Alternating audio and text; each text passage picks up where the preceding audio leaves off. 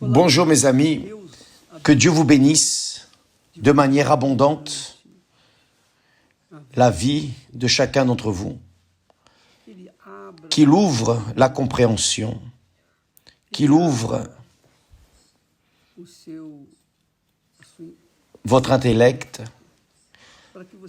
pour que vous puissiez comprendre,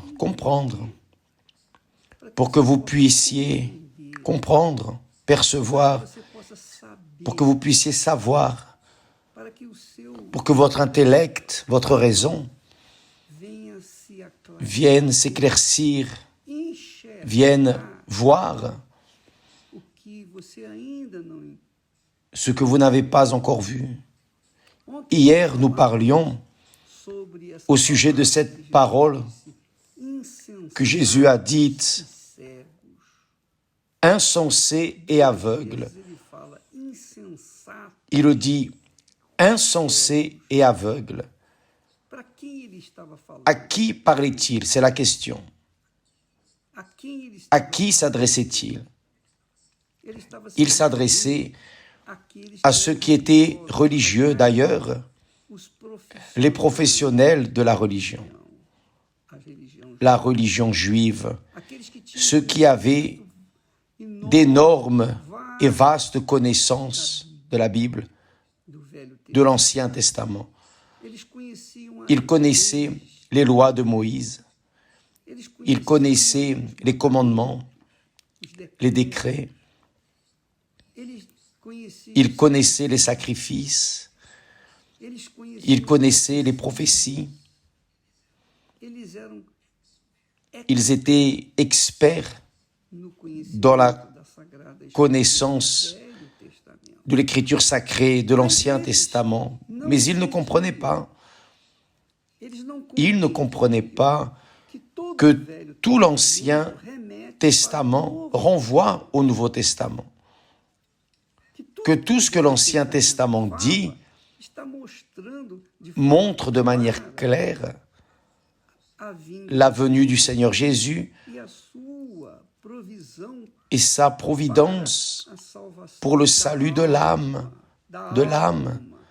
non du corps, ni de l'esprit, mais de l'âme, qui est éternelle. Alors, quand Jésus dit « insensé », il ne leur dit pas « vous êtes bêtes, vous êtes ignorants, vous lisez, vous ne comprenez rien ». Non, il n'était pas en train de dire ça. Insensé veut dire une personne qui n'est pas sensée. Qu'est-ce que le sensé? Sensé, c'est cette créature qui pense, qui raisonne, qui, au lieu d'utiliser le cœur, les sentiments du cœur, les voix du cœur, la personne écoute la voix de la raison, la voix de l'intelligence, la voix de la sagesse.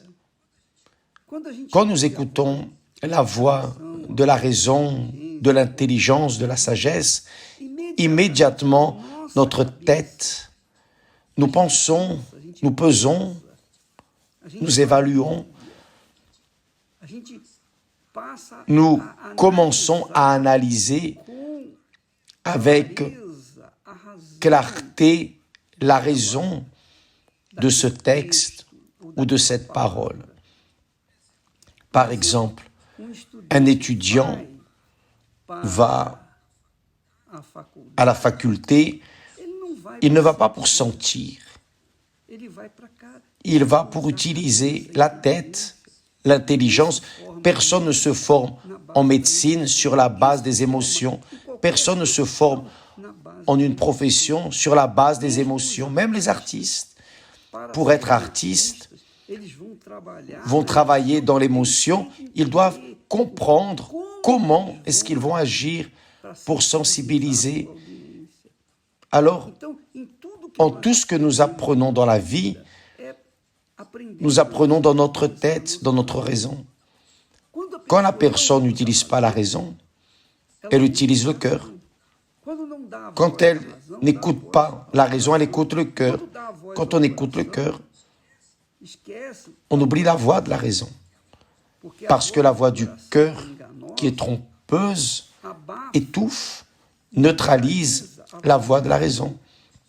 Alors Jésus dit ici, vous êtes insensés, vous ne pensez pas, vous n'êtes pas en train de penser, vous n'êtes pas en train de raisonner.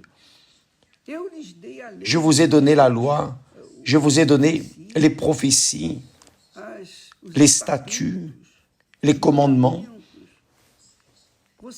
Vous lisez, mais vous ne raisonnez pas, vous ne pensez pas. Par exemple, en ce moment, je vous mène à penser. Pourquoi? Parce que lorsque Jésus dit insensé, il n'est pas en train d'offenser, il n'offense personne. Il est en train de dire la vérité, la réalité. Il nous appelle à la raison, à l'intellect. Vous comprenez, mes amis? Alors, il ne suffit pas de venir et dire « L'Éternel est mon berger, je ne manquerai de rien ». Cela n'est pas suffisant. Répéter ces mots, ça ne va pas fonctionner dans votre vie. Pourquoi? Parce que vous parlez seulement avec les lèvres et non avec un raisonnement, avec la raison. Non. Alors il dit « insensé », c'est-à-dire vous ne pensez pas, vous n'évaluez pas, vous ne pesez pas. Et aveugle. Aveugle, ce n'est pas que la personne était aveugle physiquement, non. Aveugle, c'est parce qu'il n'arrivait pas à voir la réalité. C'est pour cela que Jésus dit insensé, irrationnel, aveugle. Vous n'arrivez pas à voir ce qui est écrit. Vous savez lire, vous savez écrire, mais vous ne comprenez pas ce que vous lisez, vous ne comprenez pas ce que vous écrivez. Alors, mes amis, dans l'Église évangélique, spécialement, et d'autres religions, parce que dans les religions, les personnes embrassent les religions, embrassent une foi, mais elles l'embrassent avec le cœur, elles n'embrassent pas avec la raison. Et c'est pour cela qu'elles sont religieuses et fracassées. Et ce que Dieu nous propose, c'est la chose suivante. Pensez bien, lui nous parlant. Il dit, vous verrez de nouveau la différence entre le juste et le méchant. En d'autres mots, vous verrez la différence entre celui qui me suit, qui me sert, qui vit dans la justice, dans l'intégrité. Peu importe si vous êtes catholique, spirite, évangélique, si vous êtes musulman, si vous êtes bouddhiste, peu importe votre religion. Ou quel que soit, que vous n'ayez pas de religion, peu importe, vous devez être juste. De toutes les manières, vous devez être juste. Quelle que soit votre option de foi, vous devez être juste, parce que Dieu est juste. Vous croyez en Dieu, Dieu est justice. Alors, comment une personne religieuse peut-elle vivre dans l'injustice? Comment est-ce qu'une personne dit croire en Dieu, mais vit dans l'injustice qui est le péché? Le péché est une injustice. L'injustice est le péché. Quelle que soit l'injustice, c'est un péché. Elle est pécamineuse. Cela est pour l'homme de Dieu. Alors, vous qui m'écoutez, mes amis, évaluez votre vie, pesez, pensez, raisonnez. Voyez si vos actes, vos attitudes, vos relations montrent que vous êtes une personne de la foi. Vous êtes réellement une personne qui croit en Dieu. Si vous êtes une personne qui est juste. Si vous faites quelque chose qui contrarie la justice, qui est la justice de Dieu, alors évidemment vous allez vous sentir coupable parce que votre conscience va vous accuser et dire « ça, ce n'est pas correct ». Laisse cette attitude, abandonne ce péché. Alors, quand nous vivons dans cette ligne de justice, même si nous sommes imméritants, même si nous n'avons aucun mérite devant Dieu, il nous donne la chance de connaître la véritable justice et de l'embrasser et de la vivre. Et là, la personne a une qualité de vie parce qu'elle devient juste, parce qu'elle croit dans le Dieu de la justice. Dieu est amour, mais Dieu est justice. Dieu est pouvoir, le Tout-Puissant, mais Dieu d'abord est justice. Il est justice. Il ne serait pas Dieu s'il n'était pas juste. S'il était amour, puissant, mais n'était pas juste, alors à rien ne servirait son pouvoir, ni même son amour. Parce que la justice est au-dessus de tout. La justice, c'est elle qui amène l'amour, c'est la justice qui amène le pouvoir. Quand vous vivez dans la justice, vous vous sentez fort.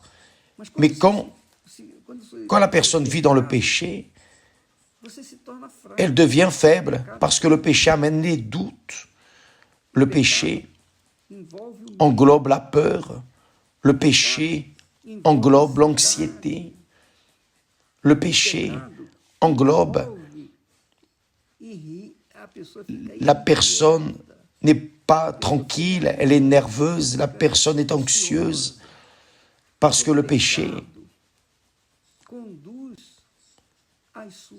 conduit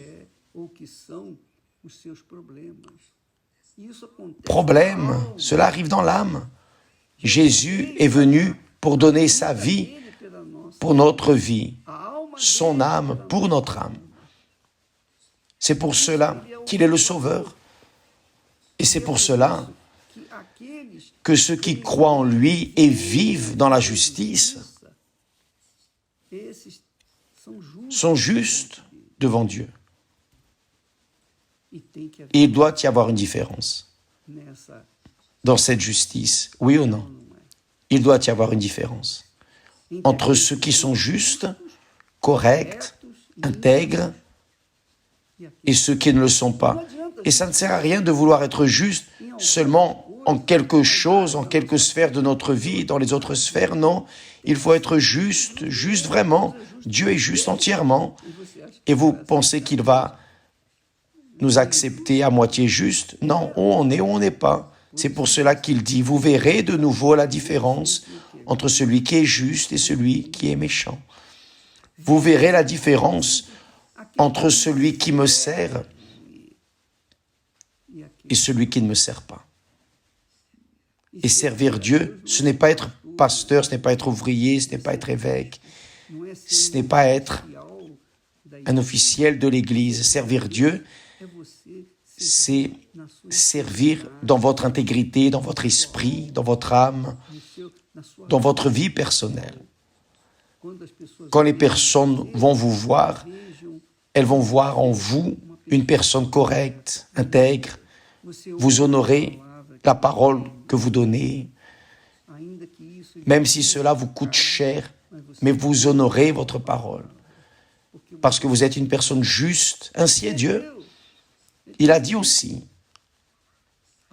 la parole qui sort de ma bouche ne reviendra pas à moi vide. Alors, Dieu est justice parfaite, sainte, amoureuse, miséricordieuse. Mais tout cela, toutes les qualifications de Dieu commencent avec la justice. Jésus, lorsqu'il est allé se baptiser dans les eaux,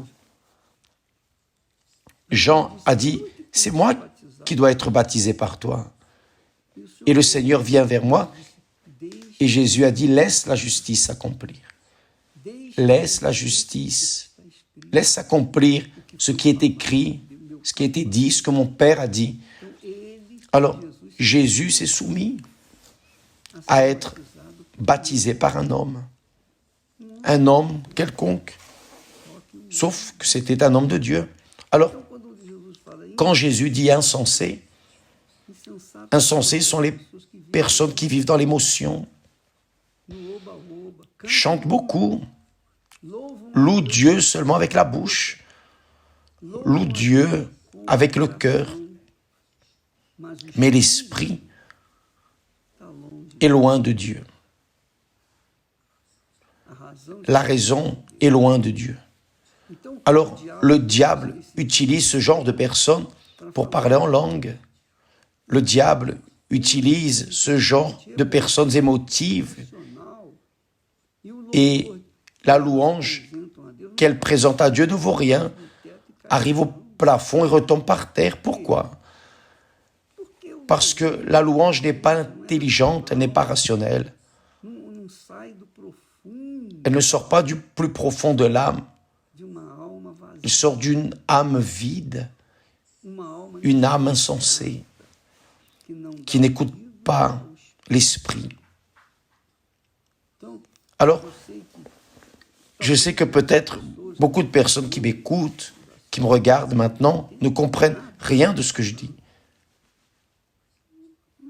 Mais je suis ici pour parler la parole de Dieu. À ceux qui ont faim et soif de justice vont me comprendre et mettront en pratique l'enseignement.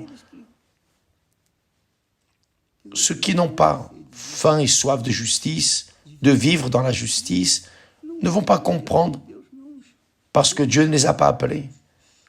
Dieu appelle ceux qui ont faim et soif de justice. C'est pour cela que Jésus a dit, ils seront rassasiés.